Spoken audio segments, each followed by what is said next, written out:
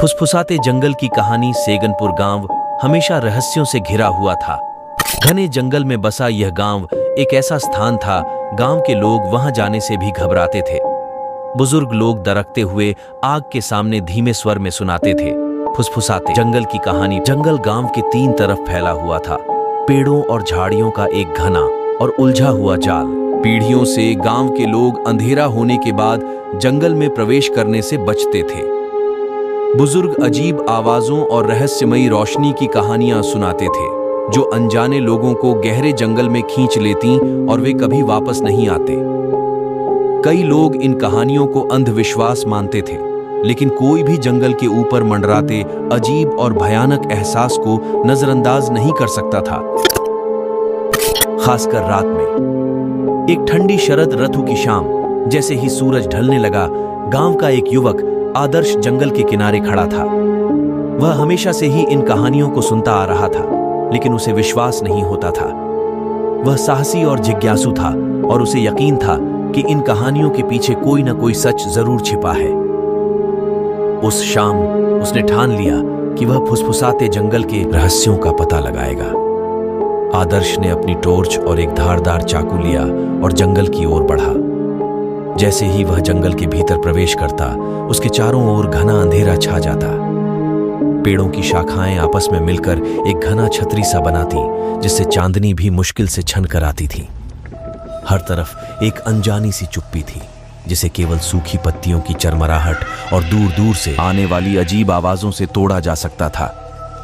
आदर्श अपने कदम आगे बढ़ाए, उसकी टॉर्च की रोशनी पेड़ों की शाखाओं पर पड़ती और परछाइयों का खेल शुरू हो जाता। वह सावधानी से चल रहा था, हर आवाज पर कान लगाते हुए। अचानक उसे एक धीमी सी फुसफुसाहट सुनाई दी। उसने सोचा कि यह शायद हवा का खेल है, लेकिन फुसफुसाहटें बढ़ती ही जा रही थीं, जैसे कोई उसके कानों में धीरे धीरे कुछ कह रहा हो। वह निडर था, उसकी हिम्मत बढ़ी और उसने उस दिशा में चलना शुरू किया जहां से आवाजें आ रही थीं। कुछ दूर चलने के बाद उसे एक पुराना टूटा फूटा झोपड़ा दिखाई दिया। झोपड़ा घास फूस और पेड़ की शाखाओं से बना हुआ था, जो अब जर्जर हो चुका था। आदर्श ने झोपड़े के पास जाकर देखा। अंदर का दृश्य और भी भयानक था। झोपड़े के अंदर एक पुरानी लकड़ी की मेज पर कुछ प्राचीन वस्त्र और किताबें पड़ी थीं, जिन पर धूल जमी हुई थी। आदर्श ने उन किताबों को देखा। उनमें अजीबोगरीब चित्र और लेख थे, जो किसी प्राचीन भाषा में लिखे हुए थे। तभी उसने पीछे से एक ठंडी हवा का झोंका महसूस किया और फुसफुसाहटें फिर से शुरू हो गई। वह पीछे मुड़ा और देखा कि झोपड़े के दरवाजे पर एक परछाई खड़ी थी। आदर्श का दिल जोर जोर से धड़कने लगा, लेकिन उसने अपनी हिम्मत बनाए रखी। उसने टॉर्च की रोशनी उस परछाई पर डाली, लेकिन कुछ दिखाई नहीं दिया। परछाई गायब हो गई थी।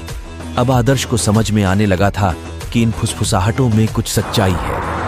उसने जल्दी से किताबें और वस्त्र अपने बैग में डाले और झोपड़े से बाहर निकला। जैसे ही वह बाहर आया, उसने महसूस किया कि जंगल में सब कुछ बदल गया है।